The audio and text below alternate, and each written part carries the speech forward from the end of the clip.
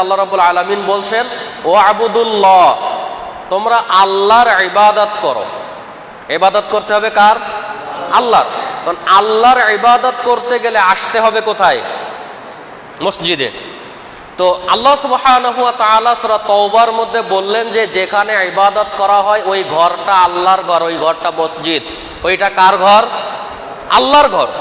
আবার আপনি দেখবেন যে আমাদের মতো কিছু হুজুর রয়েছে, কিছু আলেম ওলামা রয়েছে, কিছু মানুষ রয়েছে, ওই মসজিদগুলায় ভেঙে দেয়, ওই মসজিদের উপরে আগুন দেয়, মসজিদগুলাকে লুট করে। তারা কারা? তারা তো আসমান থেকে ফেরেশতা আসে না, বা অন্য কোনো গ্রহের কেউ আসে না, তারা আমাদের মতোই মানুষ। আপনি দেখতে পাবেন যে এক শ্রেণীর মানুষ রয়েছে, তারা টুপি মাথায় দিয়ে, লম্বা জামা গায়ে দিয়ে মন্দির পাহারা দিচ্ছে। তো মন্দিরের নিরাপত্তার জন্য তুমি কাজ করো, আবার তুমি বেঈমান হয়ে আল্লাহর ঘর মসজিদ ভাঙার জন্য উঠে পড়ে লাগো। কিন্তু আল্লাহ বলছেন ওয়াবুদুল্লাহ, আল্লাহর ইবাদত করো।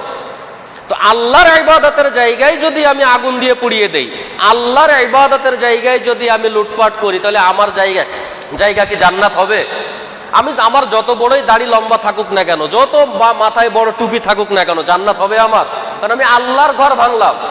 আল্লাহ রাসূল বলছেন মান বানা লিল্লাহি মাসজিদাম বানাল্লাহু লাহু বাইতান ফিল জান্নাহ, কেউ যদি দুনিয়াতে আমার ঘর একটা মসজিদ তৈরি করে, আমি আল্লাহ ওই ব্যক্তির জন্য জান্নাতে একটা ঘর তৈরি করবো। কারণ সুবহানাল্লাহ, যে আল্লাহ জান্নাতে ঘর তৈরি করবে, যে ব্যক্তি মসজিদ বানালো।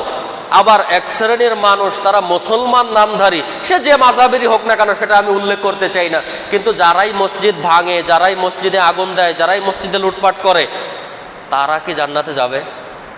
আপনি দেখেন আহলে হাদিস সমাজের কোনো মানুষ, কোনো ব্যক্তি, কোনো আলেম ওলামা, কোনো বুজুর্গ একটা মাযহাবী মসজিদ ভেঙেছে, সারা পৃথিবীর ইতিহাসে এরকম কোনো নজির আপনি পাবেন না।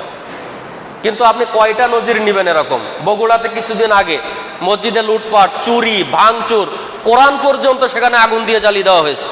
তাহলে তারা কি মুসলমান? মুসলমান মনে হয় তাকে? তাদেরকে যদি মুসলমান বলেন, তাহলে আপনি আমাদের কি বলবেন? তাদেরকে যদি মানুষ বলেন, তো আমাদের কি বলবেন?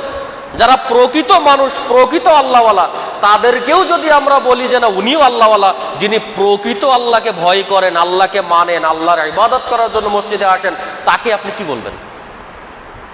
এই জন্য আমাদের মস্তিষ্কটাকে পরিষ্কার করতে হবে। এটাই ঘরটা হানাফি হোক, মালিকি হোক, শাফি হোক, হাম্বলি হোক, যে কোনো মাযহাবের হোক না কেন, কিন্তু ঘরটা কার? ঘরটা কার? আল্লাহর। এখানে আপনি আহলে হাদিস মসজিদ বলেন, হানাফি, সবাই আমরা একসাথে এখানে সালাত আদায় করব, কিন্তু ঘরটা কার? সব শেষে আমরা গ্রাম বাংলায় একটা কথা শুনি যে ভাই, যতই আপনি বিচার করেন না কেন, কিন্তু তাল গাছটা আমার। কিন্তু আপনি সব মাযহাব আপনি আলাদা করে ফেলতে পারেন, কিন্তু আল্লাহর ঘর মসজিদকে আলাদা করা যাবে?